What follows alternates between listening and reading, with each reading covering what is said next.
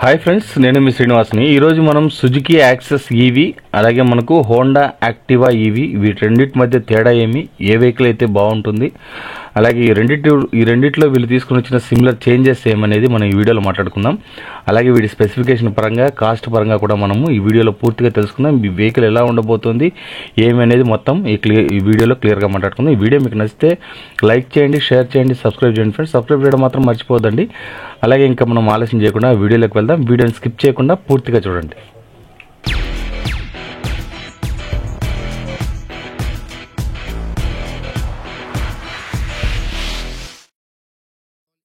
మనం ముందుగా Suzuki access గురించి తెలుసుకుందాం. సుజుకి యాక్సెస్లో మనకు లుక్ అండ్ వైజ్ ఎలా ఉంది చూడండి. ముందుగా ఫ్రంట్ లుక్ ఎలా ఉంది చూడండి. లుక్స్ అయితే చాలా అంటే చాలా బాగుందని చెప్పొచ్చు. కానీ ఏమంటే వీళ్ళు తీసుకొని వచ్చిన స్పెసిఫికేషనే ఎందుకు ఇలా తీసుకొచ్చారనేది అయితే అర్థం కావట్లేదు. మొత్తం దాని గురించి మాట్లాడుకుందాం. ఈ వెహికల్ ఎలా ఉంది, ఏం దీని గురించి అంతా. ఇది చూసుకుంటే మనకు బ్యాటరీ 3 kWh బ్యాటరీ అయితే దీంట్లో తీసుకురావడం అయితే జరిగిందనమాట. అలాగే దీంట్లో రేంజ్ చూసుకుంటే మనకు 90 కిలోమీటర్స్ రేంజ్ అయితే ఇస్తున్నారు. స్పీడ్ 71 కిలోమీటర్స్ స్పీడ్ అయితే ఉంటుంది. మనకు 5 ఇంచెస్ డిస్ప్లే అయితే వస్తుంది అనమాట. టచ్ అయితే కాదు, ఇది మనం సైడ్ బటన్స్ ఉన్నాయి, బటన్స్ ద్వారా దీన్ని తీసుకోవాలన్నమాట. ఇది మనకు రేంజ్ చూసుకుంటే 90 కిలోమీటర్స్ రేంజ్ అయితే ఉంటుంది. మోటార్ మనకు 4 కిలోవాట్ మోటార్ అయితే వస్తుందన్నమాట. ఈ విధంగా వెహికల్ అయితే ఉంది. దీంట్లో మొత్తం చూడండి, మనకు స్పీడోమీటర్, అలాగే మనకి ఎంత స్పీడ్ వెళ్తుంది, బ్యాటరీ ఎంత ఛార్జింగ్ ఉంది, మొత్తం దీంట్లో ఉంటుందన్నమాట. అలాగే దీంట్లో ఎకో మోడు, రైడ్ మోడు, ఈ విధంగా 2 ఉంటాయి అన్నమాట దీంట్లో. అలాగే దీంట్లో హజార్డ్ స్విచ్ కూడా ఉంది. మనకి ఇక్కడ వచ్చి కీలెస్ ఎంట్రీ అనమాట. ఇది మనకు యూఎస్బి పోర్టు, అలాగే మనకు పక్కన చిన్న గ్లవ్ బాక్స్ అయితే ఇవ్వడం జరిగింది. అది కూడా ఉందంటే ఉంది. ఆ మాదిరిగా మనకు హుక్ కూడా ఉంది చూడండి, మనకి ఏదో లగేజ్ పెట్టుకోవడానికి. ఇవన్నీ ఆప్షన్స్ దీంట్లో ఉన్నాయన్నమాట. ఇక్కడ ఒక స్ప్రే, మనకు ఒక చిన్న బాక్స్ అయితే ఇవ్వడం జరిగింది. అది ఎందుకని తెలియదు, మళ్ళీ దాన్ని ఓపెన్ ఉంటుందా లేదా అనేది తెలియదు. ప్రస్తుతం ఇది నమూనానే కాబట్టి. దీంట్లో బూట్ స్పేస్ చూసుకుంటే మనకు నార్మల్గా ఒక 22 లీటర్స్ బూట్ స్పేస్ అయితే దీంట్లో రావడం జరిగిందనమాట.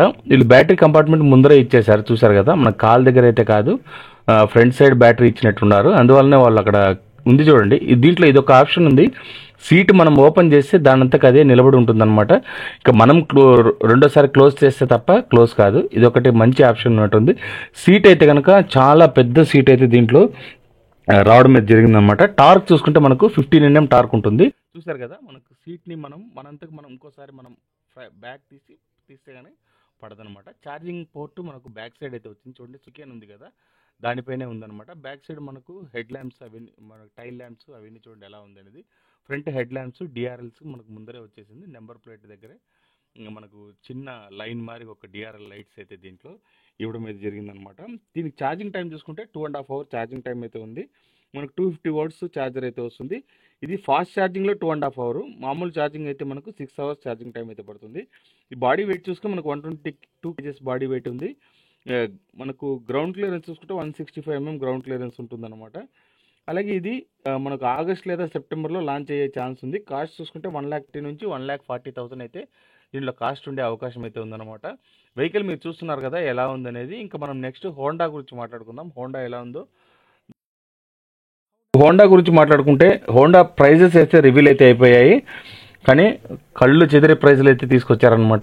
ఇంత కాస్ట్ ఇది ఎలా సర్వే అవుతుంది అనేది నాకైతే డౌటే. ఎందుకంటే ఇప్పుడు మనకు తక్కువ రేట్లోనే ఓలా కానీ ఏతర్ని కూడా మించిపోయేటట్టుగా ఉంది ప్రైస్ అయితే ఇది కనుక. ఎందుకంటే ఏతర్ వాళ్ళు 3.7 kW ఇచ్చే రేటు వీళ్ళు 3 kWకే ఇస్తున్నారనమాట. చూద్దాం దీని స్పెసిఫికేషన్స్ అన్ని.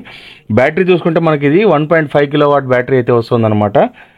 అలాగే 1.5 kW డ్యూయల్ బ్యాటరీ అయితే వస్తుంది. రేంజ్ 100 కిలోమీటర్స్ రేంజ్ వస్తుంది. మోటార్ చూసుకుంటే మనకు 6 kW మోటార్ అయితే వస్తుందన్నమాట.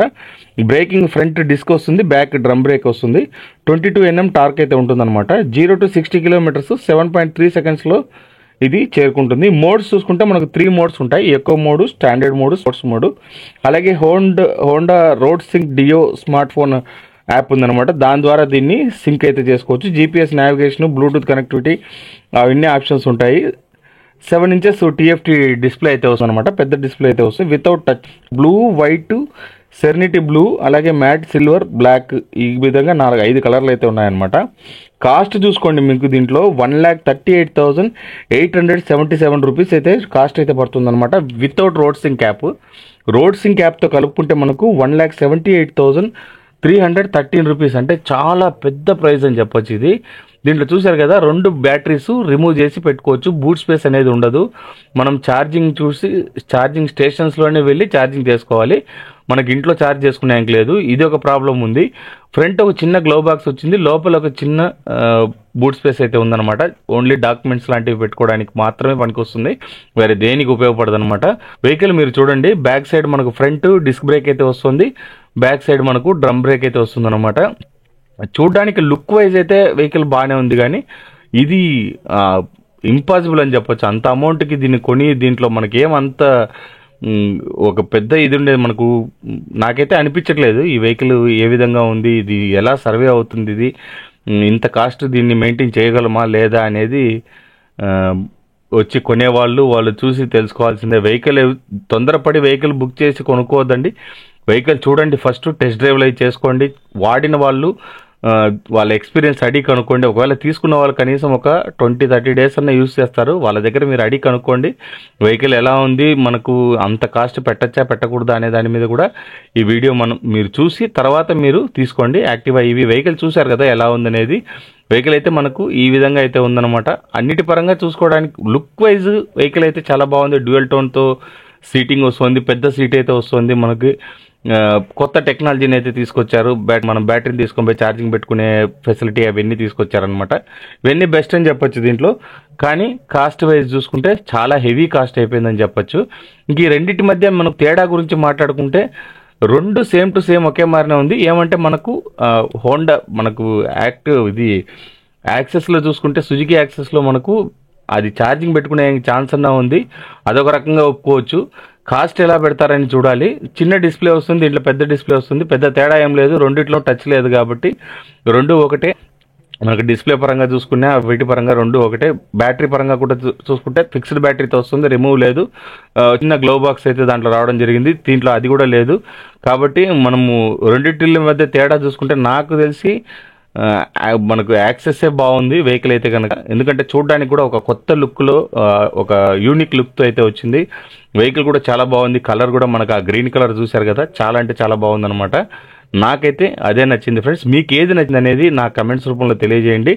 ఈ 2 వెహికల్లో హోండా యాక్టివా EV అలాగే సుజుకి యాక్సెస్, ఈ రెండిట్లో ఏ వెహికల్ నచ్చింది అనేది నాకు మీరు కమెంట్స్ రూపంలో తెలియజేస్తారనుకుంటున్నాను. ఇంతే ఫ్రెండ్స్ వీడియో నచ్చితే లైక్ చేయండి, షేర్ చేయండి, సబ్స్క్రైబ్ చేయండి ఫ్రెండ్స్. సబ్స్క్రైబ్ చేయడం మాత్రం మర్చిపోద్దండి. ఇలాంటి మంచి వీడియోస్తో మళ్ళీ కోసం, అంతవరకు బాయ్ బాయ్.